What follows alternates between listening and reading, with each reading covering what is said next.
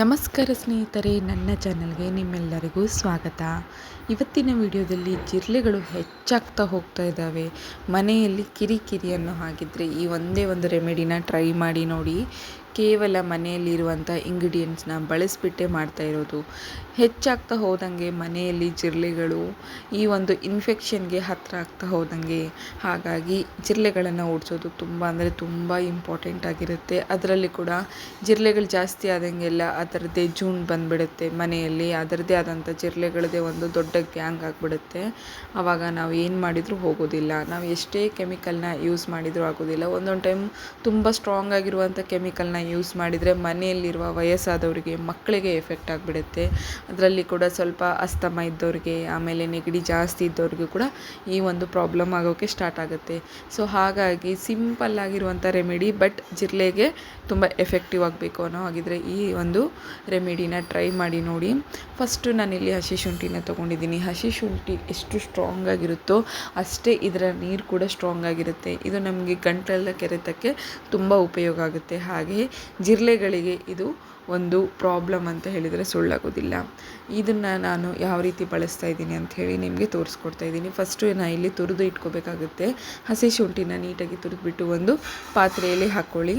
ಪಾತ್ರೆಯಲ್ಲಿ ಹಾಕ್ಕೊಂಡ್ಬಿಟ್ಟು ಇದಕ್ಕೆ ನೀರನ್ನು ಹಾಕ್ಕೋಬೇಕಾಗುತ್ತೆ. ಇದನ್ನು ನಾವು ಸ್ಪ್ರೇ ರೀತಿ ಮಾಡಿಕೊಂಡ್ರೆ ಎಲ್ಲೆಲ್ಲಿ ಜಿರಳೆಗಳು ಅಡ್ಡಾಡಿರುತ್ತೋ ಆ ಜಾಗದಲ್ಲಿ ಇದು ಆ್ಯಂಟಿಬಯೋಟಿಕ್ ಆಗಿ ವರ್ಕ್ ಮಾಡುತ್ತೆ. ಅಂದರೆ ನಾವು ಈ ಸ್ಪ್ರೇನ ಯೂಸ್ ಮಾಡೋದ್ರಿಂದ ನಮಗೆ ಯಾವುದೇ ರೀತಿಯಾದಂತಹ ಇನ್ಫೆಕ್ಷನ್ ಆಗೋದಿಲ್ಲ. ನೆಕ್ಸ್ಟ್ ಬಂದುಬಿಟ್ಟು ನೋಡಿ, ಇಲ್ಲಿ 1 ಟೇಬಲ್ ಸ್ಪೂನ್ ಆಗುವಷ್ಟು ಸೋಡಾ, ಮತ್ತು ಇದಕ್ಕೆ ನಾನಿಲ್ಲಿ ಅರ್ಧ ಟೇಬಲ್ ಸ್ಪೂನ್ ಆಗುವಷ್ಟು ನಿಂಬೆಹಣ್ಣಿನ ರಸನ ಯೂಸ್ ಮಾಡ್ಕೊತಾ ಇದ್ದೀನಿ, ಅಥವಾ ಅರ್ಧ ನಿಂಬೆಹಣ್ಣು ಹೋಳು ಅಂತಾದರೂ ಹೇಳ್ಕೊಬೋದು. ಈಗ ಇವೆಲ್ಲವನ್ನು ಕೂಡ ನೀಟಾಗಿ ಮಿಕ್ಸ್ ಮಾಡ್ಕೋಬೇಕು. ಮಿಕ್ಸ್ ಮಾಡ್ಕೊಂಡ್ಬಿಟ್ಟು ಇದನ್ನು ಒಂದು ಸತಿ ಕುದಿಸ್ಕೋಬೇಕಾಗುತ್ತೆ. ಇದಕ್ಕೆ ಎಷ್ಟು ಕುದಿಸ್ಕೋಬೇಕು, ಯಾವ ರೀತಿ ಅಂದರೆ ಈ ಒಂದು ಸೋಡಾ ಆಗಿರ್ಬೋದು ಅಥವಾ ನಾವು ಹಾಕಿ ಬಳಸಿರುವಂತಹ ಈ ಹಸಿ ಶುಂಠಿ ಏನಿದೆ ಇದರ ಸ್ಪ್ರೇ ಏನಾಗುತ್ತಲ್ವ, ರೆಡಿ ಆಗುತ್ತಲ್ವ, ಅದರ ವಾಸನೆಗೆ ಜಿರಳೆಗಳು ಇರೋದಿಲ್ಲ. ಜಿರಳೆಗಳೇನಿದ್ದಾವೆ ಎಲ್ಲೆಲ್ಲಿ ಈ ಒಂದು ವುಡ್ನಲ್ಲಿ ನಾವು ವರ್ಕ್ ಮಾಡಿರುವಂಥ ವುಡ್ ಆಗಿರ್ಬೋದು, ಅಥವಾ ಮನೆಯಲ್ಲಿ ಯೂಸ್ ಮಾಡುವಂಥ ಬೆಡ್ ಆಗಿರ್ಬೋದು, ಹೆಚ್ಚಾಗಿ ಕಟ್ಟಿಗೆ ಐಟಮ್ಸ್ಗಳೇನಿದ್ದಾವೆ ಆ ಜಾಗದಲ್ಲಿ ಏನಾದರೂ ಈ ಒಂದು ಜಿರಳೆಗಳು ಕುಂತುಬಿಟ್ರೆ ತುಂಬ ಪ್ರಾಬ್ಲಮ್ ಆಗುತ್ತೆ. ಅಂದರೆ ಅದರಲ್ಲಿ ಹುಳುಗಳು ಸ್ಟಾರ್ಟ್ ಆಗುತ್ತೆ. ಸೊ ಹಾಗಾಗಿ ಸಣ್ಣ ಹುಳುಗಳಿಂದ ಹಿಡಿದು ಜಿರಳೆಗಳು ಎಲ್ಲವೂ ಕೂಡ ನಮಗೆ ತುಂಬ ಕಿರಿಕಿರಿ ಆಗುತ್ತೆ. ಅದರಲ್ಲಿ ಸಣ್ಣ ಹುಳುಗಳಿರುವಂಥ ಜಿರಳೆಗಳೇನಿದೆ ನೋಡಿ, ಅದಕ್ಕೆ ಈ ಸ್ಪ್ರೇ ತುಂಬ ಇಂಪಾರ್ಟೆಂಟು. ಸೊ ಈಗ ನಾನು ಎಲ್ಲವನ್ನು ಕೂಡ ಕುದಿಸ್ಬಿಟ್ಟು ಒಂದು ಗ್ಲಾಸಿಗೆ ಇದನ್ನು ಫಿಲ್ಟರ್ ಮಾಡ್ಕೊತಾ ಇದ್ದೀನಿ. ಅದಾದಮೇಲೆ ನೋಡಿ, ನಾನಿಲ್ಲಿ 1 ಟೇಬಲ್ ಸ್ಪೂನ್ ಆಗುವಷ್ಟು ಅಥವಾ 1 ಬೂಜು ಆಗುವಷ್ಟು ನಾನಿಲ್ಲಿ ಡೆಟಾಲ್ನ ಯೂಸ್ ಮಾಡ್ತಾ ಇದ್ದೀನಿ. ಡೆಟಾಲ್ನ ಹಾಕಿಬಿಟ್ಟು ಇದನ್ನು ಒಂದು ಸತಿ ಕಲಿಸ್ಬಿಟ್ಟು ಒಂದು 5 ನಿಮಿಷ ಬಿಟ್ಟರೆ ಸಾಕು. ಇದನ್ನು ನೀವು ಒಂದು ಸ್ಪ್ರೇ ಬಾಟ್ಲಿಗೆ ಕನ್ವರ್ಟ್ ಮಾಡ್ಕೋಬೋದು. ಎಲ್ಲೆಲ್ಲಿ ಜಿರಳೆಗಳು ಜಾಸ್ತಿ ಆಗ್ತಾ ಇದ್ದಾವೆ, ಹಾಗೆ ಇದು ಇನ್ನೊಂದು ಪ್ಲಸ್ ಪಾಯಿಂಟ್ ಏನಪ್ಪ ಅಂದರೆ ಸಣ್ಣ ಗುಂಗುರು ಹುಳುಗಳೇನಿರುತ್ತೆ ನೋಡಿ, ಈ ಒಂದು ಗಿಡದಲ್ಲಿರುವಂಥ ಗುಂಗುರು ಹುಳುಗಳಾಗಿರ್ಬೋದು ಅಥವಾ ಸಣ್ಣ ಗಿಡದಲ್ಲಿರುವಂಥ ಹುಳುಗಳಾಗಿರ್ಬೋದು, ಅದನ್ನು ಕೂಡ ಈ ಸ್ಪ್ರೇ ಮಾಡೋದ್ರಿಂದ ಅವು ಕೂಡ ಸತ್ತೋಗ್ಬಿಡ್ತವೆ, ಇರೋದಿಲ್ಲ. ಸೊ ಹಾಗಾಗಿ ನೋಡಿ, ಇಲ್ಲಿ ನಾನು ರೆಡಿ ಮಾಡ್ಕೊಂಡಿರುವಂಥ ಸ್ಪ್ರೇ ಏನಿದೆ ಹಾಕ್ತಾ ಇದ್ದೀನಿ. ಸ್ಪ್ರೇ ಬಾಟಲ್ನಲ್ಲಿ ಹಾಕ್ಬಿಟ್ಟು ಇದನ್ನು ಒಂದು 4 ರಿಂದ 5 ದಿನ ಇದನ್ನು ಆರಾಮ್ಸೆ ಯೂಸ್ ಮಾಡ್ಕೋಬೋದು. ನಿಮಗೇನಾದರೂ ಸ್ವಲ್ಪ ಜಾಸ್ತಿ ಇದೆ ಮನೆಯಲ್ಲಿ ಅಥವಾ ಗಿಡಗಳು ಜಾಸ್ತಿ ಇದ್ದಾವೆ ಅನ್ನೋಗಿದ್ರೆ ಈ ಸ್ಪ್ರೇನ ಒಂದೇ ದಿನದಲ್ಲಿ ಕೂಡ ಖಾಲಿ ಮಾಡ್ಕೋಬೋದು. ನಾನು ಇಲ್ಲಿ 2 to 3 ಡೇಸ್ ಯೂಸ್ ಮಾಡ್ಕೊಂಡಿರೋದು. ಸೊ ದಿನಾ ರಾತ್ರಿ ಈ ಸ್ಪ್ರೇನ ಬಳಸ್ತಾ ಇರೋದು. ಈ ರೀತಿ ನೋಡಿ, ಎಲ್ಲೆಲ್ಲಿ ಜಿರಳೆಗಳು ಜಾಸ್ತಿ ಅಡ್ಡಾಡಿದ್ದಾವೆ, ಹಾಗೆ ಮನೆಯಲ್ಲಿ ನೋಡ್ಜ ಅಂತ ಹೇಳ್ತಾರಲ್ವ, ಸಣ್ಣ ಗುಂಗುರು ಹುಳುಗಳಂತಾರಲ್ವ, ಅವು ಎಲ್ಲಿ ಜಾಸ್ತಿ ಆಗ್ತಾವಲ್ವ ಆ ಜಾಗದಲ್ಲಿ ಕೂಡ ಇದನ್ನು ನೀವು ಅಪ್ಲೈ ಮಾಡ್ಕೋಬೋದು. ರಾತ್ರಿ ಮಲಗೋ ಟೈಮ್ನಲ್ಲಿ ಉಳಿದಿರುವಂಥದ್ದು ಏನಾದರೂ ನೀರಿದ್ದರೆ ಅದನ್ನು ನೀವು ಸಿಂಕಿಗೆ ಬಿಸಾಕ್ಬಿಡಿ, ಸಾಕಾಗುತ್ತೆ.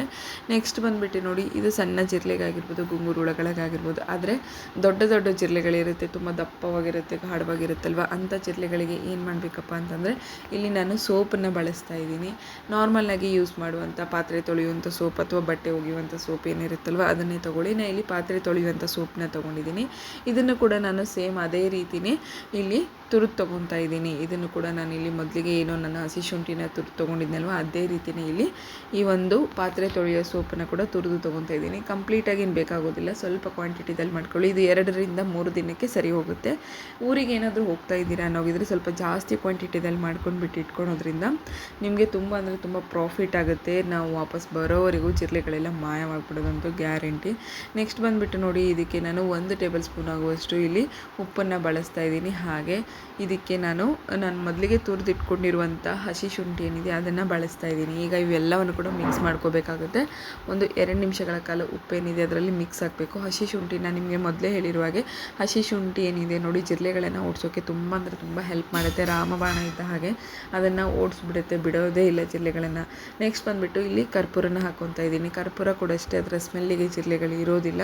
ಸೊ ಹಾಗಾಗಿ ದಿನಾಲೂ ಮೊದಲಿನ ಕಾಲದಲ್ಲೆಲ್ಲ ಕರ್ಪೂರ ಮತ್ತು ಆರತಿ ಇವನ್ನೆಲ್ಲ ಮಾಡೋದು ರೀಸನ್ ಏನಂತಂದರೆ ಯಾವುದೇ ರೀತಿಯಾದಂಥ ಹುಳುಗಳಾಗಿರ್ಬೋದು ಮನೆಯಲ್ಲಿ ಬರಬಾರ್ದು ಅಂಥೇಳಿ ಹಾಗೆ ಧೂಪಗಳನ್ನು ಮಾಡಿ ಇಡ್ತಾಯಿದ್ರು. ಬಟ್ ಈಗ ತುಂಬ ಕಡಿಮೆ ಆಗಿದೆ. ಹಾಗಾಗಿ ಮನೆಯಲ್ಲಿ ಹಲ್ಲಿ ಜಿರಳೆ ಇಲಿಗಳ ಕಾಟ ಕೂಡ ಹೆಚ್ಚಾಗ್ತಾ ಇದೆ. ಇದನ್ನು ನೋಡಿ ಎಲ್ಲಿ ಜಿರಳೆಗಳು ಜಾಸ್ತಿ ಬರುತ್ತೋ ಆ ಜಾಗದಲ್ಲಿಡಿ. ನಾನು ಇದನ್ನು ಕಪಾಟಿನಲ್ಲಿ ಕೂಡ ಇಡ್ತಾಯಿದ್ದೀನಿ, ಹಾಗೆ ಸಿಂಕ್ನಲ್ಲಿ ಕೂಡ ಆ್ಯಡ್ ಮಾಡ್ತಾಯಿದ್ದೀನಿ. ಈ ವಿಡಿಯೋ ನಿಮಗೆ ಇಷ್ಟ ಆದರೆ ಥ್ಯಾಂಕ್ ಯು.